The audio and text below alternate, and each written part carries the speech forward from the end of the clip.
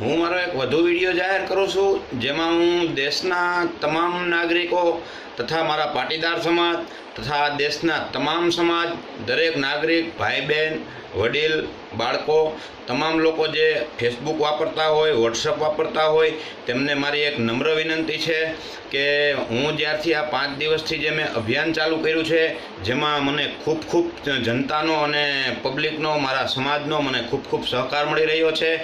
જેમાં હાર્દિક પટેલના કોઈ પાસના એક કન્વીનર છે, એમની મેં વિડીયો ક્લિપ પર કાલે સાંજે જોઈ અને આજે મેં મારા ફેસબુકમાં એ ભાઈની વિડીયો ક્લિપ પણ મોકલેલી છે. જે ભાઈ એવું મને કહે છે કે આ નટુ ગાંડા કોણ છે, એ આ કોઈ પ્યાદું છે. તો હું એ ભાઈને કહેવા માગું છું કે પ્યાદા તો તમે છો, ઘોડા તમે છો, હાથી તમે છો અને વજીર અને રાજા તમારો હાર્દિકભાઈ પટેલ છે, બરોબર? એટલા માટે તમે લોકો આજે આવા નિવેદનબાજી કરો છો અને સમાજને ગેરમાર્ગે દોરવાની વાત કરો છો. આ 5 દિવસની અંદરથી જ્યારથી મેં અભિયાન ચાલુ કર્યું છે, ત્યારથી મને એવા સતત મારા ફોન આવે છે, મારા મોબાઈલની અંદર મને ધાક ધમકી ભર્યા પણ ફોન આવે છે.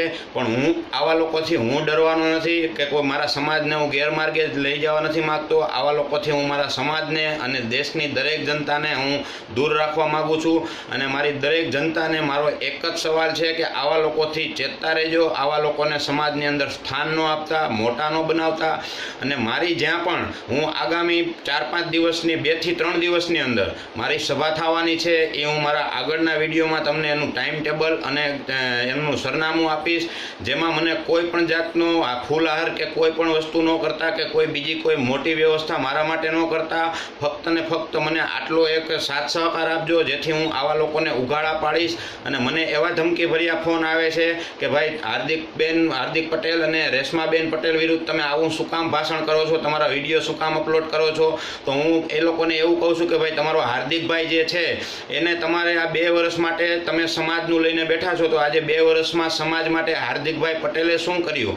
તો મને એક ભાઈએ કાલે જામનગર જિલ્લામાંથી એક એવો ફોન આવેલો કે ભાઈ હાર્દિકભાઈ પટેલ છે એ બરોબર કામ કરે છે. તો મેં એને પૂછ્યું કે શું કામ કર્યું, એને 2 વર્ષની અંદર શું કામ કર્યું? તો એ ભાઈએ મને એવું કીધું કે ભાઈ એ 6 મહિના સમાજ માટે જેલમાં રહ્યો છે. તો સમાજે એને નથી કીધું કે ભાઈ તું 6 મહિના જેલમાં જા, પબ્લિકને ઉશ્કેરજે. બીજો પ્રશ્ન મેં એને એ પૂછ્યો કે આપણા જે 9 પાટીદાર ભાઈઓ શહીદ થયા, એમની ઘરે હાર્દિકભાઈએ જે આ ફંડ ફાળા છે એમાંથી હાર્દિકભાઈએ શું આપ્યું? સુરતનો જે લાપસી ઉત્સવ હતો એમાં જે પૈસા થયા હતા એમાંથી તમે એ શહીદની ઘરે શું આપ્યું? તો એ પૈસા છે એ હાર્દિક પટેલનો કાકાનો છોકરો છે, એ રંગે હાથ લેતા